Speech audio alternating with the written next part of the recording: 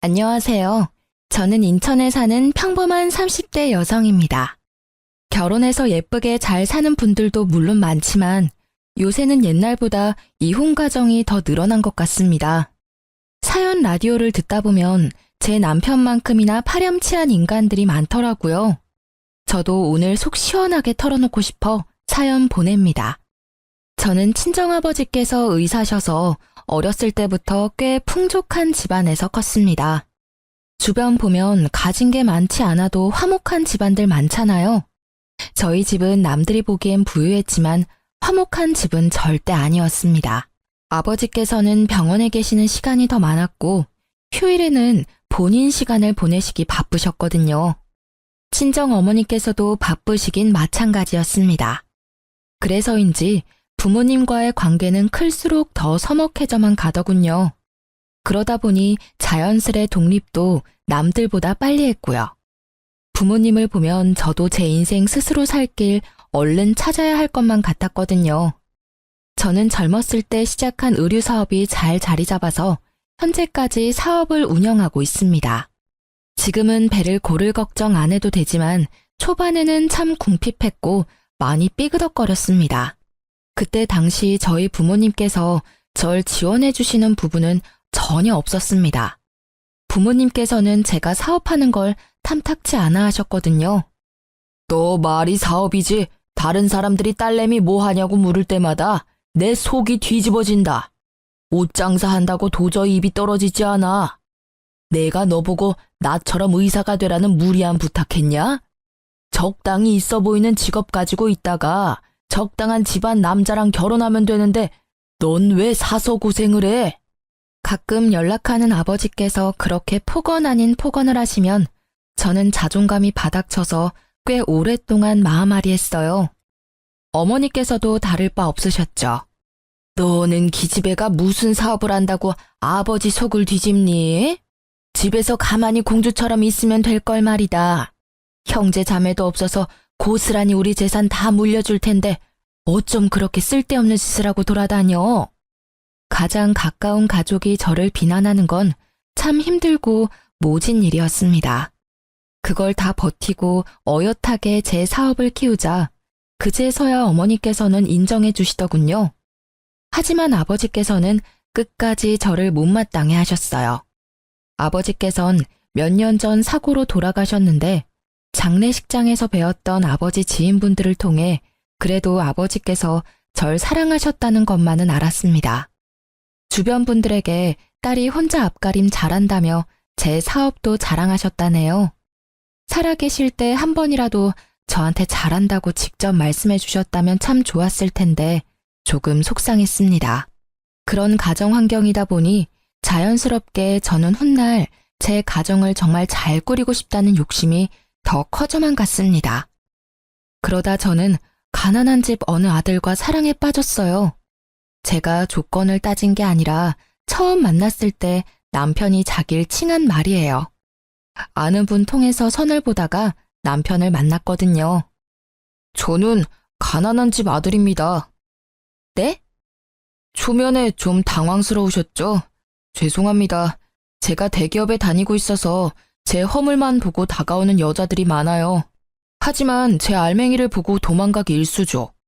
제가 돈을 많이 번다고 해서 저희 집이 잘 사는 건 아니니까요. 그동안 상처받았던 일이 많으셨나 봐요. 세아 씨는 어떤 분이세요? 저요? 저야말로 아버지께서 의사셔서 제 허물만 보고 다가오는 사람들이 많았죠. 유복하게 자라셨겠네요. 저랑은 완전히 다른 가정 환경에서 자라셨을 것 같아요. 그렇게 커피를 마시면서 저희는 이야기를 몇 시간이나 나누었습니다. 시간이 얼마나 지난지도 체감이 안 될 정도로 배고픔도 잊은 채 서로의 이야기에 빠졌습니다. 저희는 점심쯤 만나서는 저녁이 되어서야 겨우 식사를 함께 했습니다. 저는 무조건 가족이 1순위라서 나중에 아이를 낳는다고 하면 제일 하고 싶은 건 다 같이 야구장 가기? 주말 소풍? 등산? 소박하지만 이런 것들이 제 로망이네요. 세아 씨는요? 저도요. 전 어렸을 때 그런 기억들이 별로 없거든요. 도시락 싸서 등산 가는 건 안 해보셨어요? 네, 다들 시간 맞추기도 어렵고 해서요. 한 지붕 아래에 사는 가족인데 시간 맞추기가 어렵다고요? 그럼 이번 주말에 저랑 등산 가실래요? 도시락은 제가 쌀게요. 안 그러셔도 돼요. 바쁘시잖아요. 현수 씨 힘들어요. 아님 주말에 식사나 한 끼 할까요? 아니요, 전혀요. 일이 바쁘고 힘든 거죠. 세아 씨 만나는 건 오히려 저한테 힐링일 것 같은데요. 저는 그렇게 다정한 남편에게 스며들었고 결혼 후에도 남편은 한결같았습니다. 하지만 시모와 시동생과는 한 가족이 되려면 많은 노력이 필요했습니다. 결혼하고 보니 시댁 식구들과 가족같이 지내는 분들이 정말 존경스럽다고 생각했어요. 그래서 저도 최선을 다하려고 노력했습니다. 시어머니께서는 정말 기운이 팔팔하시고 어디 아픈 곳 하나 없으신 아주 건강한 분이셨어요. 어머님, 제가 어머님 곁에서 보니까 따로 운동도 안 하시는데 건강은 정말 타고나신 것 같아요. 남편이 어렸을 때부터 잔병치레 하나 없었다고 하더라고요. 보니까 어머님 닮아서 그이가 튼튼한 거였네요. 내가 아들들한테 줄 건 없다지만 유전자 하나는 기가 막히게 물려줬지. 암 그렇고 말고. 건강이 제일 큰 자산이라는 말이 있잖아요. 이미 돈 주고 못 살 자산 그이한테 물려주신 거죠. 그런데 어머님, 혹시 운동 삼아서 간단한 일이라도 시작해보시는 건 어떠세요? 적적한 시간도 때우실 겸이요. 어머, 너 몰라서 하는 소리야. 내 하루가 얼마나 바쁜데. 적적한 시간이라고는 없으니까 내 걱정은 마라. 네, 어머님. 제가 시모께의 일을 권해드린 건 다름이 아니라 남편이 밤마다 시름시름 앓았기 때문입니다. 여보, 입맛이 없어? 요새 부쩍 밥을 못 먹는 것 같아. 내가 모르는 무슨 걱정이라도 있어? 그게 실은...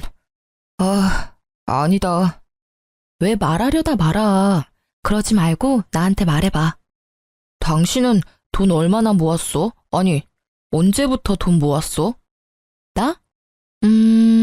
맨 처음 사업 시작했을 때는 본전도 못 찾아서 저축은커녕 입에 풀칠도 못했었지. 그러다 점차 자리 잡고 바로 몇십씩이라도 저축 시작했지. 벌수록 저축하는 금액 점점 늘려갔고.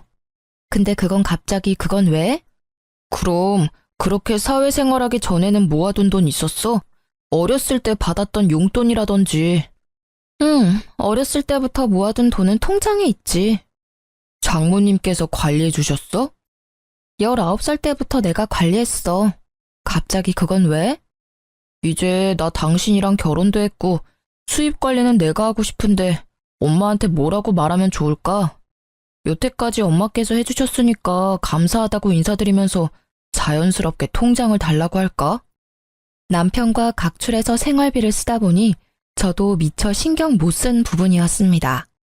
남편은 어렸을 때부터 가난한 집의 가장이다 보니 당연하게 월 수입을 계속 시어머니께 드리고 있었어요. 그리고 도련님은 남편과 1살 차인데 아직까지 취준생이었죠. 그런데 남편 말을 들어보면 도련님께서는 취업할 의지가 안 보였어요. 요새는 컴퓨터 게임에 빠졌다고 하더라고요. 도련님은 제 앞에서도 낯을 많이 가렸고 면접도 제대로 볼 수 있을까 싶을 정도로 내성적으로 보였습니다. 물론 남편이 용돈은 드리겠지만 더 이상 월급 전체를 시어머니께 드릴 수 없다 판단한 남편은 고민하다 시모께 솔직하게 말씀드렸습니다. 엄마, 이제 저도 결혼했고 어엿한 가정이니까 제 월급은 제가 관리할게요. 그동안 감사했어요. 앞으로 용돈은 적은 금액이지만 챙겨드릴게요. 뭐? 그게 뭔 소리다냐? 현수 네가 이 집의 가장인데 네 월급 없으면 우리는 어떻게 살라고? 엄마, 저 이제 세아 씨랑 결혼했으니 이 집에서는 독립한 거잖아요. 세아, 너 말해봐라. 네가 우리 현수 꼬드겼냐? 너는 넉넉한 의사 집안에서 태어났다며? 가진 게 우리보다 많을 거 아니냐? 벼룩의 간을 빼먹어라. 어떻게 우리 장남 월급까지 가져가려 해? 가만 보니 그래서 나한테 은근슬쩍 일하라고 권유했던 거구나? 너 정말 무서운 애야. 어머님, 그런 게 아니라요. 엄마, 도대체 왜 이래요?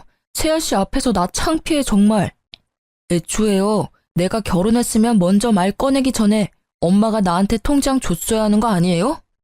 형, 엄마한테 소리 지르지 마. 형수님 너무하시네요. 결혼한 지 얼마나 됐다고. 형수님은 형 월급 없이도 잘 살겠지만 엄마랑 나는 형이 돈 안 주면 굶어 죽어요. 조용하던 도련님도 처음으로 발악하듯 제게 따지더군요. 시댁 식구들의 원망과 비난이 모두 저를 향하자 저는 어쩔 줄 몰랐어요. 손발이 덜덜 떨리는데 남편이 괜찮다며 제 손을 꽉 잡아주더라고요. 그러자 용기가 생겨서 남편의 편에 저도 설 수 있었어요. 어머님께서는 앞으로 일하실 생각은 전혀 없으세요? 고생스러운 일 밖에서 하라고 말씀드리는 거 절대 아니에요. 어머니 나이대 분들 밖에서 일하면서 즐겁게 지내시는 분들 많아요. 일이 돈을 버는 수단도 맞지만 삶의 활력을 불어주는 때도 있어요. 그리고 각자의 몫이라는 게 있잖아요.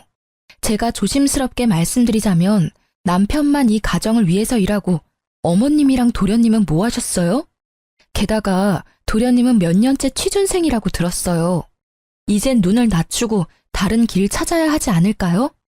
냉정하게 이제 밥벌이 해야 할 나이 아니에요? 언제까지 형 울타리 안에서 형이 버는 돈만 쓸 거예요? 뭐가 어째? 순진해 보였는데 할 말은 다 아는 애였구나 너. 일하면 내가 정부 보조금도 못 받는데 못하러 일을 해. 멀쩡한 정승 같은 아들 둘이 있는데 내가 꼭 일을 해야겠니? 아이씨, 형수님, 말씀이 심하잖아요. 저는 뭐 대기업 가면 안 된단 말이에요? 나도 시간 좀만 더 있으면 형보다 더 좋은 곳에서 떵떵거리면서 일할 수 있다고요. 에이, 어머님 노후 지금부터라도 준비하셔야죠. 그이가 용돈은 챙겨드릴 수는 있지만요. 이렇게 몸 멀쩡히 건강하시고 아직 은퇴 나이도 아니신데 그이 월급 다 가져가시는 건 아닌 것 같아요. 그의 경제관념이 걱정이시라면 제가 통장 관리할 테니 이제 걱정 마시고 결혼했으니 저한테 넘겨주세요. 그럼 제가 도련님 취업 자리도 같이 알아볼게요. 그리고 도련님, 거울 좀 보세요. 이발은 언제 하셨어요? 면접 볼 의지는 있으세요? 매일 컴퓨터 게임하느라 방에 틀어박혀 있으니 머리카락이 저랑 비슷할 정도로 잘하셨어요. 단발머리로 면접 보겠다고요? 제가 오목조목 할 말 다 하자 시모와 시동생은 당황하더군요. 할 말을 제가 다 해주자 남편은 행복한 얼굴이었어요. 그동안 자리 잡았던 근심 걱정과 그늘이 얼굴에서 다 사라지더라고요. 그런데 그때 어머님이 하시는 말씀에 남편은 주저앉고 말았습니다. 에휴, 월급 뭐 얼마나 된다고 모아놓은 것도 없는데 뭘 통장을 달래? 저는 당연히 모아둔 돈이 없을 거라 조금이나마 예상했고 남편은 단 얼마라도 시모께서 모아주실 줄 알았나 봐요. 어머니, 저 얼마나 힘들게 일해왔어요. 저 안 해본 아르바이트가 없고요. 겨우 혼자 힘으로 대기업까지 들어갔어요. 엄마가 사람이라면 자식 새끼 정말 위하신다면 그러면 안 되는 거잖아요. 단 얼마라도 저 위에서 남겨주실 생각 없으셨어요? 저는 저 혼자 희생하는 게 당연한 건 줄 알았거든요. 그런데 다른 집들은 안 그래요. 가족이라면 다 같이 으쌰으쌰 해야 하는 거잖아. 왜 그동안 나만 이렇게 힘들게 살아온 건지 정말 억울하다고요. 현우, 너도 이 새끼야. 당장 편의점 알바라도 해봐. 네가 사람이냐? 형, 아들, 너 고생하는 건 알지, 아는데 아휴, 갑자기 이게 다 무슨 일이람? 더 말할 것도 없어. 연예인들이 왜 부모 자식 간에 연 끊는 줄 알겠어요. 엄마 다신 나 볼 생각하지 말아요. 현우, 너도 엄마 잘 모셔라. 나 이제 이 집에 안 올 거야. 우리 찾지도 말고 원망도 하지 마. 여보, 가자. 여보. 주저앉아 괴로워하며 울던 남편은 인연 끊자고 소리치면서 제 손을 붙잡고 시댁을 뛰쳐나갔습니다. 그렇게 시모와 시동생에게 속마음을 내뱉은 남편은 그러고서도 엄청 괴로워하더군요. 난 정말 어떻게 해야 할지 모르겠어. 정말 모르겠다고. 엄마랑 동생이랑 이렇게 틀어지고 싶지는 않았어. 근데 내가 또 다가가면 예전으로 돌아가는 거잖아. 내 인생을 포기해야 내 가족들 곁에 있을 수 있다는 게 너무 힘들어. 정말 모르겠다고 오열하는 남편을 위로해주면서 저는 남편 혼자만의 문제가 아니라고 생각했습니다. 이제 저도 가족이 됐으니까요. 여보, 평생 어머님이랑 도련님 안 볼 자신 있어? 없지? 안 되겠다. 내가 이 문제는 내가 해결해 볼게. 어떻게 될지는 모르겠지만 말이야. 어떻게 하려고 여보? 나아질지 안 나아질지 아직 안 해봤으니까 노력이라도 해봐야지. 당신 이렇게 울고 후회하는 모습 보니까 내가 마음 아파서 안 되겠어. 그리고 그나마 다행이었던 건요. 남편이 혹시 몰라 심호께의 연봉을 속이고 월급 전체를 심호께 드린 건 아니었더군요. 조금씩 몰래 모아둔 재산이 있었습니다. 그것마저 없었으면 그때 남편은 완전히 무너졌을 것 같아요. 시어머님은 매일같이 제게 잘못했다며 남편 좀 어떻게 해보라고 연락이 왔습니다. 얘야, 내가 그날 소리 지르고 막말해서 정말 미안하다. 근데 나로서는 참 당황스러운 일이었어. 믿었던 장남이 갑자기 돌변하니까. 어머님, 그이가 어머님만 믿고 그동안 평생 월급 맡겼는데 단 한 푼도 안 남았다 하니 얼마나 상실감이 크겠어요. 하지만 어머님도 어디 다른 곳에 쓴 게 아니라 다 살림하는 데 쓰셨겠죠. 하지만 이제는 너무 장남한테만 의지하시면 안 돼요. 저희도 이제 자식 낳고 가정 꾸리고 살아야 하니까. 어머님께서도 하실 수 있는 일 찾아서 하셔야 해요. 지금도 일하실 생각은 조금도 없으세요? 제 말에 시모는 머뭇거리며 말했습니다. 뭐, 내가 할 줄 아는 건 살림뿐인데 밖에서 뭔 일을 하겠니? 어머님, 저 믿으세요? 뭐? 안 믿으시더라도 지금부터 저 믿고 저만 따라와 주시겠어요?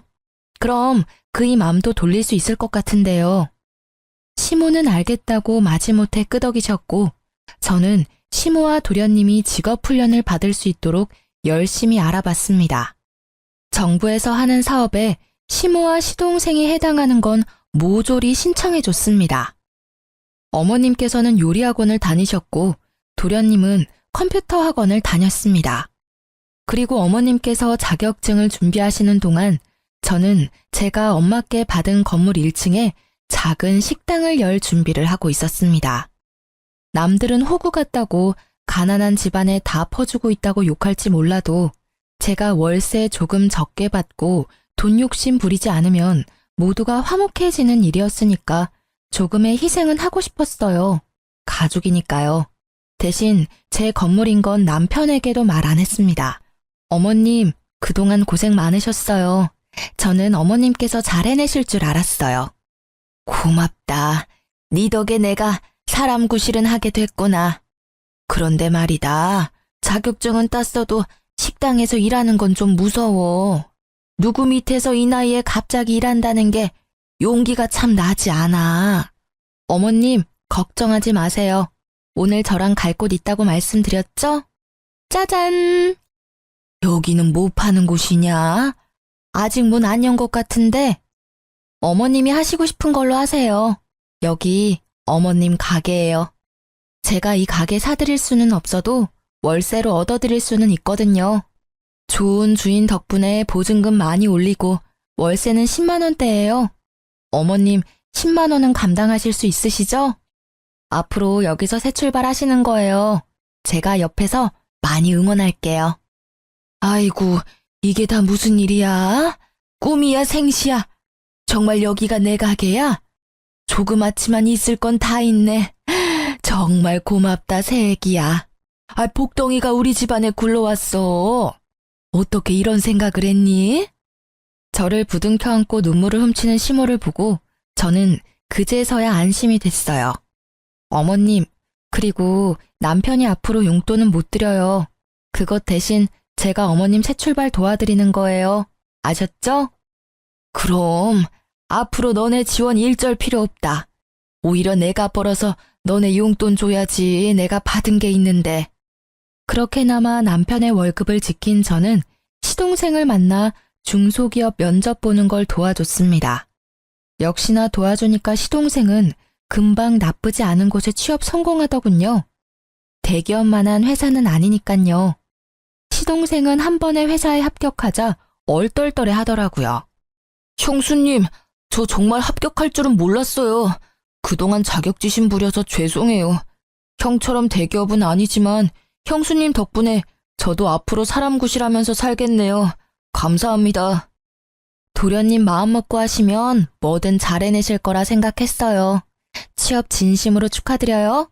자리 잡으면 그이한테 한번 연락 먼저 해주세요. 그때 그렇게 시댁에서 나오고 혼자 얼마나 괴로워하는지 몰라요. 도련님 취업한 거 알면 남편도 엄청 기뻐할 거예요.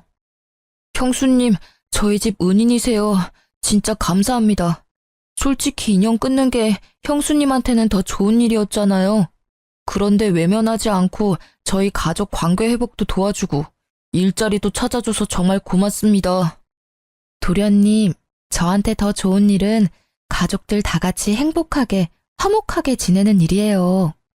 시동생은 진심으로 제게 고마워했습니다. 그리고 시모와 시동생 마음 잡고 일하는 걸 보고 남편은 깜짝 놀라더군요. 자연스럽게 남편은 시댁 식구들과 화해에 성공했습니다. 여보, 어쩜 그렇게 예뻐? 어떻게 그런 생각을 했어? 난 내 신세 한탄만 했지 상황을 바꿔보려고 노력하지는 않았어. 그냥 난 내가 돈 벌어다 우리 집에 갖다 주는 것만으로 내 역할 다 했다 생각했어. 그런데 그게 독이었지. 더 빨리 바뀔 수 있었는데. 내가 그렇게 만든 거야, 모두를. 그런데 당신은 현명하게 모두가 행복할 수 있게 도와줬어. 정말 고마워. 내가 평생 당신한테 잘할게. 남편이 기쁨의 눈물을 흘리자 저도 눈물이 왈칵 쏟아졌습니다. 부둥켜 안고 얼마나 울었는지 모르겠습니다. 그렇게 평화를 되찾은 줄 알았으나 제 평화는 오래 가지 않았어요. 여보, 출장 잘 다녀와요. 몸 조심하고 내가 꿈을... 아니다. 그냥 조심해서만 다녀와요. 여보, 나 보고 싶어도 조금만 참아. 서방 일 열심히 하고 올게. 도착하면 전화할게. 근데 연락 자주는 못할 거야. 이번에 중요한 미팅 건이라. 알지. 난 걱정하지 말고 다녀와요. 전날 안 좋은 꿈을 꿔서 저는 남편에게 말하려다 혹시 미팅에 지장이 있을까봐 입을 다물었습니다. 그저 몸 조심해서 다녀오라는 말만 반복했죠. 그런데 남편을 마중하고 저도 출근해서 제 직원들이랑 회의를 바쁘게 할 때였어요. 핸드폰에 남편의 부재중이 여러 번 찍히더라고요.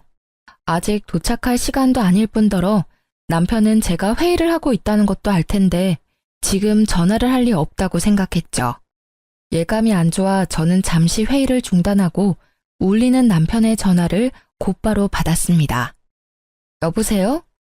몇 초 정적 뒤에 익숙한 남편의 음성 대신 낯선 음성이 제게 말을 걸어왔어요. 이현수 씨 가족분이시죠? 네, 그런데 제 남편 전화인데 전화 받으시는 분은 누구시죠? 구급대원입니다. 위치는 강원도 양양이고 차 전복 사고가 났어요. 이현수 씨 휴대폰 비상 연락처로 전화드렸어요. 환자분 지금 출혈도 심하고 도착하면 긴급 수술 들어갈 것 같습니다. 땡땡 병원으로 옮기는 중이니까 지금 바로 오실 수 있으세요? 다급한 목소리의 구급대원의 말을 듣고 머릿속으로는 보이스피싱인가 싶었어요. 하지만 돈을 요구하는 게 아니라 병원으로 곧바로 오라는 말에 바로 정신이 들더군요. 주저앉아 슬퍼할 시간도 없었어요. 바들거리는 몸을 겨우 일으켜 직원 한 명에게 부탁해서 병원으로 갔습니다. 제가 운전을 하면 큰일 날 것 같고 택시를 타야겠다는 생각도 안 들었거든요. 어떡해. 대표님, 괜찮을 거예요. 진정하세요. 다행히 남편보다 더 일찍 도착해서 저는 구급차를 기다리고 있었어요. 응급실에 곧바로 교통사고 환자라고 시끄럽게 들어오는데 제 남편인 걸 직감했죠. 그런데 남편 옆에 나란히 실려온 젊은 여자가 있었어요. 보호자님, 이현수 환자 바로 수술 들어갈게요. 저 옆에 여자분은 왜 같이 실려왔나요? 동승자라고 하던데요. 바쁜 간호사에게 더 묻지는 못하고 저는 곧바로 남편의 소지품을 건네받자마자 핸드폰을 확인했습니다. 남편의 상사가 여러 통 전화가 와 있더군요. 뒤늦게 제가 남편 상사와 통화를 하게 되면서 남편과 같이 실려온 여자가 남편 회사 인턴 직원이라는 걸 알게 됐습니다. 남편이 분명 이번 출장은 혼자 간다고 말했었지만 일정이 바뀌어서 같이 가게 됐나 보다 생각했습니다. 시모와 시동생에게도 연락을 하고 나서야 저는 다리에 힘이 완전히 풀려서 수술실 앞에 주저앉았습니다. 그렇게 혼자 소리 없는 눈물을 흘리는데 통화한 지 얼마 안 된 시모께서 한달음에 응급실에 달려오셨습니다. 아이고, 많이 놀랐지, 아가? 어머님, 내가 여기저기 물어보니까 다행히 머리는 안 다쳤다고 한다. 얼마나 다행이니? 너는 괜찮냐? 어머님이 오히려 제 앞에서 무너지실 줄 알았는데 되려 저를 위로해 주시더군요. 남편은 회복실에서 몇 시간 있다가 일반 병실에 옮겨졌어요. 여보, 괜찮아? 여보. 으이그 이놈아. 네 마누라랑 네 엄마랑 놀라서 심장이 다 쪼그라들었다. 다리 골절 수술을 한 남편은 다행히 마취가 풀리니 다리 외에는 전부 괜찮아 보였어요. 세아야, 너무 걱정하지 마라. 우리 집 장남은 내가 간병할 테니 너는 아무런 걱정하지 마. 제가 회사의 중요한 프로젝트 때문에 어쩔 수 없이 간병인을 쓴다고 하니 시모께서는 간병인을 자처했어요. 어머님 힘드시니까 제가 간병인 알아볼게요. 아니다. 그럴 필요 없다. 내가 있는데 못하러 아깝게 돈을 쓰냐. 현수도 내가 더 편할 거야 아마. 어머님 감사해요. 아유, 가족끼리 뭘 감사냐. 그럼 저 옆 병실에 잠시 인사하고 올게요. 응? 남편이랑 같이 가다가 사고 난 거니까 따로 인사는 해야 할 것 같아서요. 경황이 없어서 못 살펴봤어요. 남편이랑 같이 실려온 인턴 직원이 옆 병실이거든요. 에그머니나, 그럴 필요 없다. 내가 이미 인사 다 했어. 네? 아, 그러셨어요? 그쪽은 팔에 금 간 거 말고는 뭐 크게 다치지도 않았어. 그러니 아가 네가 걱정할 필요 없다. 그나마 다행이네요. 그나저나 그이 정말 괜찮은 거 맞을까요? 의사 선생님 말로는 머리는 안 다쳤다고 하셨었는데 저렇게 말도 없고 내내 눈만 감고 있으니까 저 슬슬 걱정돼요. 괜찮다. 괜한 걱정하지 마. 회복 중이니까 다 괜찮아질 거야. 그렇게 남편이 사고 후유증으로 말을 안 하는 줄 알았던 저는 뒤늦게 남편의 행동의 의미를 알게 됐어요. 저를 가족같이 생각해준 도련님 덕분에 모든 진실을 알게 됐습니다. 도련님, 갑자기 여기까지 무슨 일이세요? 형수님, 저 은혜 갚는 거예요. 은혜요? 갑자기 무슨 말씀이세요? 너무 놀라지 마세요. 형 여자 있어요. 그 같이 사고 났다던 여자 인턴 직원이요. 네? 저는 머리를 세게 한 대 맞은 것처럼 멍해지더군요. 그런 제게 도련님은 남편의 차 블랙박스 영상을 보여줬어요. 보험회사에 제출할 영상 보고 있는데 둘이 심상치 않은 사이였어요. 제가 좀 더 알아보니까 출장은 무슨 강원도 양양에 둘이서 놀러 가다가 사고 난 거예요. 침묵할까 했는데 이건 정말 아니잖아요. 형수님이 우리 형한테 어떻게 해줬는데 우리 집안에 어떤 사람인데. 저 그런 더러운 꼴은 못 보겠어서 많이 고민하다가 형수님한테 알려드리는 거예요. 죄송해요. 도련님이 뭘 죄송해요. 오히려 제가 엄청 감사해요. 숨길 수도 있었을 텐데 이렇게 알려주셔서 정말 감사해요. 어머님도 아시는 거예요? 그게... 아셨군요. 아셨으니까 간병도 어머니께서 하신다고 자처하셨을 거예요. 이제 보니까 앞뒤가 딱딱 맞네요. 도련님, 마지막으로 제가 부탁 하나만 해도 될까요? 네, 편하게 말씀하세요, 형수님. 저한테 말씀하셨다는 거 당분간 비밀로 해주시겠어요? 네, 그럼요. 비밀로 할게요. 형수님이 저 사람 구실하게 만들어줬잖아요. 이거면 형수님한테 은혜는 갚은 거죠? 네, 충분해요. 나머지는 제가 알아서 할게요. 저는 남편과 상간녀가 정신 차리자마자 법정에 설 수 있도록 이혼 소송과 상간녀 소송을 준비했습니다. 바람난 거 들통난 것도 모르는 남편은 태어나자 제게 엄청 싸늘하게 굴더군요. 당신은 일이 남편보다 중요하지? 어떻게 나 태어났는데 병원에 안 와? 간병도 모조리 우리 엄마한테 맡기고 간병비는 챙겨드렸어. 아니 남편 병원살이 하는데 잘 먹는지 잘 회복하는지 어쩜 하나도 신경을 안 써? 아이고 이번에는 우리 현수가 서운할 만했다. 아무리 내가 신경 쓰지 말라고 했어도 재아 너 어쩜 그렇게 무신경하니? 이번에 내가 너 다시 봤다. 내가 하는 일은 적어도 당신처럼 날 배신하지는 않거든. 노력한 만큼 일은 내 가치를 알아줘. 어머님 다 알고 계셨으면서 왜 말씀 안 해주셨어요? 다 아시면서도 저한테 무신경하다는 말씀이 나오세요? 이 여자가 지금 뭐라는 거야? 이제 위아래도 없지? 눈치채고 아무런 말 못하는 시모랑 달리 남편은 계속해서 제게 떵떵거리며 큰 소리쳤어요. 그럼 내가 상간녀랑 데이트하다가 사고난 남편까지 간병해야 하니? 여보, 어떻게 알았어 그걸? 제가 참지 못하고 그 찌질한 얼굴에 뺨을 올려붙이자 시모는 세상 무너진 듯 소리를 질렀어요. 아이고, 내 장남 얼굴에 감히 무슨 짓이냐? 아, 그 기집애가 꼬신 거야. 난 정말 안 넘어가려고 애를 썼다고. 그렇다고 남편 뺨을 때리냐? 아이, 존심상하게. 누가 내 남편이야?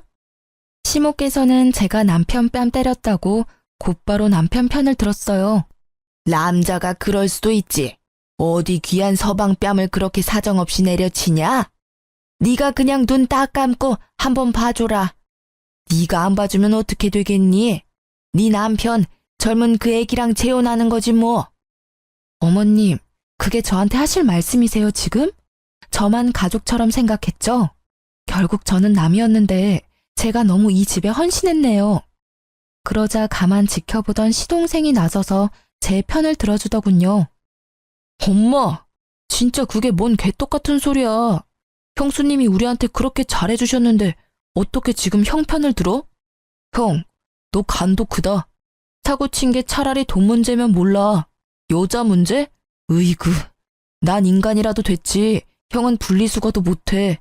자기 복 자기가 발로 찬 거야. 넌 끼어들지 마. 겨우 사람 구실하게 만들어줬더니.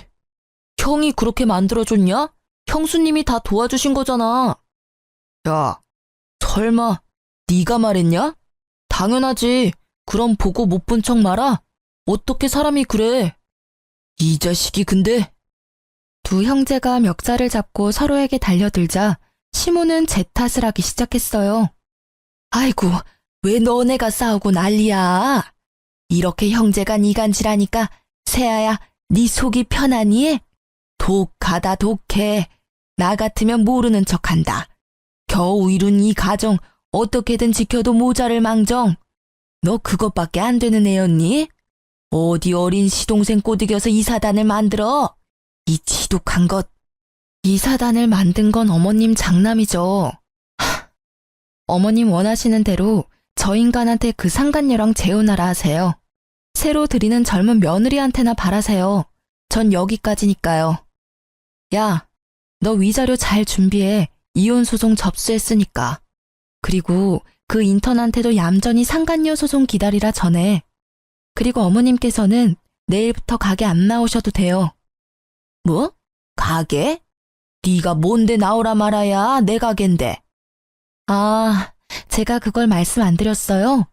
보증금을 아무리 많이 줬다 해도 월 10만 원 월세 너무 싸다고 생각 안 하셨어요? 주변 상인들 월세 10배 넘게 내는데 뭔가 이상하다 생각 안 하셨냐고요?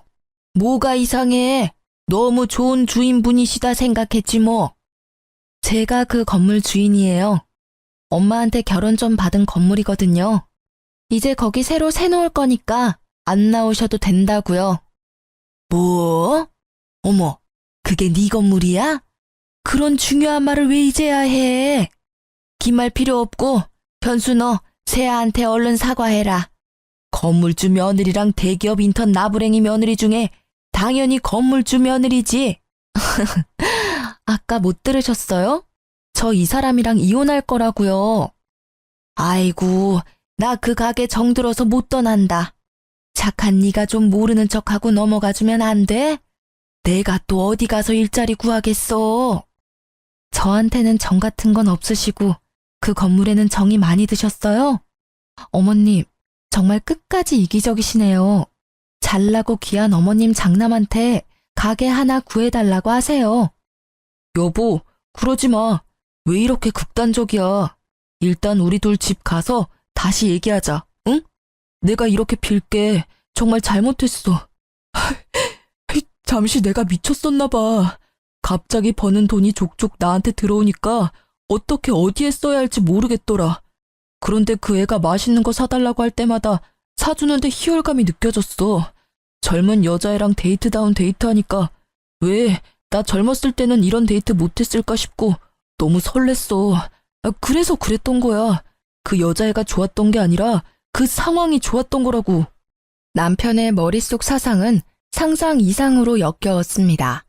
지가 뭘 잘못했는지 모르면서 아직 다친 다리가 회복되지 않은 남편은 절뚝거리는 다리로 눈물까지 쏟아내며 저를 붙잡더군요. 그리고 저를 못 나가게 막는 시모에게 말했어요. 어머님, 그동안 제가 가족이라고 절감한 월세 한꺼번에 청구해드려요? 아이고, 미안하다. 잘못했어. 그날 시동생이 배웅해줬고 그게 시댁에서의 마지막 일이었습니다. 그런데 겁도 없이 간이 큰 상간녀는 제 번호를 알아냈더군요. 우리 좀 만나요. 건방지구나. 어딜 오라가라야. 시끄럽고 당장 나 있는 곳으로 오라고. 대학 졸업반인 상간녀는 어린애 떼쓰듯 저를 자기 회사 및 카페로 불렀어요. 제가 그곳에서 만나자 한 게 아니라 상간녀가 꼭 거기서 만나야 한다고 했죠. 간땡이가 큰 건지 눈치가 없는 건지 이해가 안 됐지만 저는 오히려 잘된 일이라 찾아갔어요. 제발 이혼 소송 중인 남편과 마주치길 바랬습니다. 너 무슨 생각으로 날 여기로 부른 거니?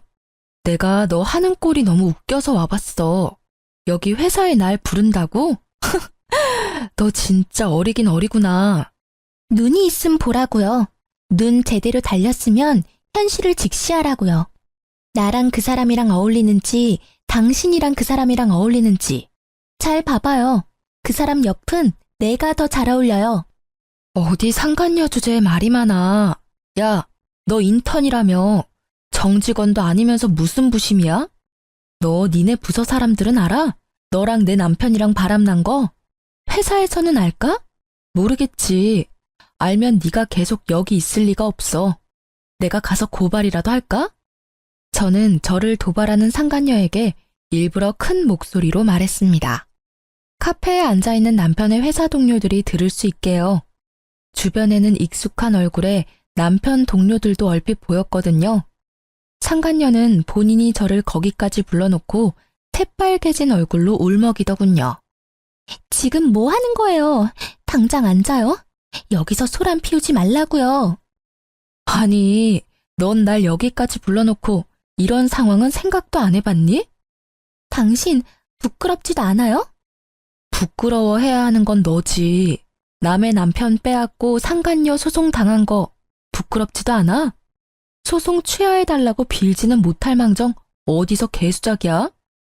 저는 그 말을 끝으로 커피잔을 들어 상간녀 머리로 기울였습니다.